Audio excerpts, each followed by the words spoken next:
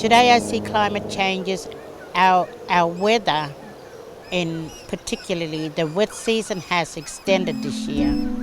Burma Way is only 6 seasonals, and we work around those seasons to make sure that the changes for us to hunt and gather is the right time. The way I see the fruit coming on, old people said, when you're on country, wet season, you tell by the fruits. Today, our spring flowers had bloomed early before the beginning of its time. So I see a lot of the things that I've been taught and passed down with traditional knowledge has now changed a lot. The sun is getting hotter, hotter and hotter. Even during the winter, it's not like it used to be, We'd be shivering, but now these days we just throw a blanket away and just cover with sheet. It's that warm winter.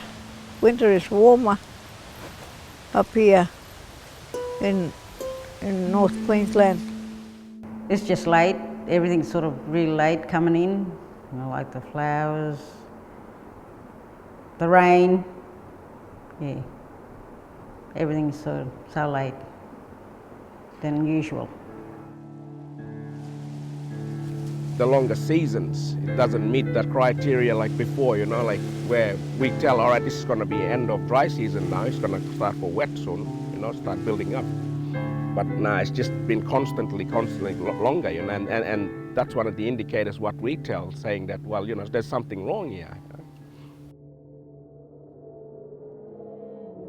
If there's that ice melting up in the Arctic, well, the ice might come this way and we get too much water down here, and that's where they knock all the trees down, all the sands washing away. Never happened before, but I think it's the ice melting. Well, the change in weather, from my understanding, is it causes all kinds of stuff. Cyclones, or king tides, everything like that. It'll change all the beaches and everything. Maybe down the track we won't even have a beach. All the sand might get washed back and it might just be... You could still call it a beach, I suppose, but it wouldn't have any sand there.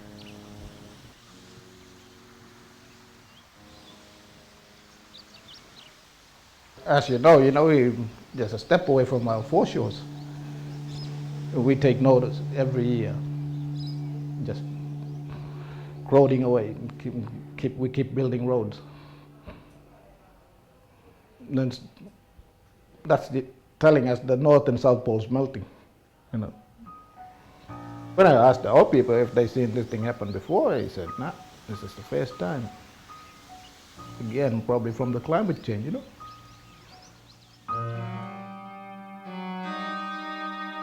We're actually standing at Topsy River. Before, when I was a little boy, the river used to be a bit more inner bit. As you can see, the river used to be out there, and as you can see across the river, there's the tree lining there.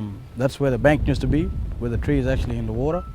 The erosion is actually starting to take over all of our significant area and all that. As you can see around here, and the river just starting to get wider and wider. The banks are actually all starting to heat away, and the camps are starting to wash away too as well, because the river is actually starting to get wider. Climate change place getting hotter, the salt water coming up further to the freshwater creek with the salt and the fresh meat, and even swarms that lie along the coastal line, where our old people used to camp and that before, and that, they used to get fresh water. They no longer no longer there because of the salt water taking over because the rise of the sea levels and that, you know. And I don't know how we get around it. I think we just by working together and trying to overcome climate change and that.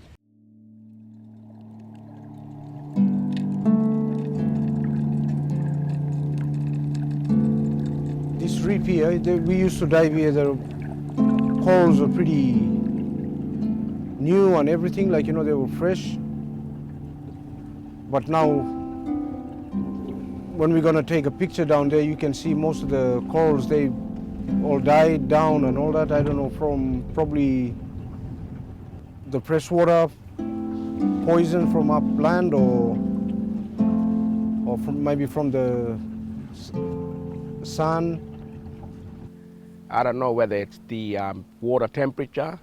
And we see more, you know, there's more cyclones now than usual, like strong winds. There's more hard rains, there's more dry season. And these are the sort of stuff that we really need to identify, you know, as in water testing, and especially for a, you know, pristine area like Cape York itself, you know, it is a World Heritage area, and it needs to be basically studied properly with the help of local knowledge, as in the custodians of here, you know. We already have monitoring points down along the wetlands, the tidal wetlands, to monitor the effects of sea level rising. And we've noticed over the last couple of years that a lot of the big Melaleuca swamps now are starting to be inundated with saltwater from the really big tides that are now coming in and killing all the trees. The ranger programs that we have here in Cape York, it is very important. They are the ears and eyes of our communities, and so it is important that we get behind these guys and support them, and so they can do more work about looking after our country. Best thing to do is, get on the land there and look after it. See what we can do, see if we can help it. See if we can get back to normal. It's a long road.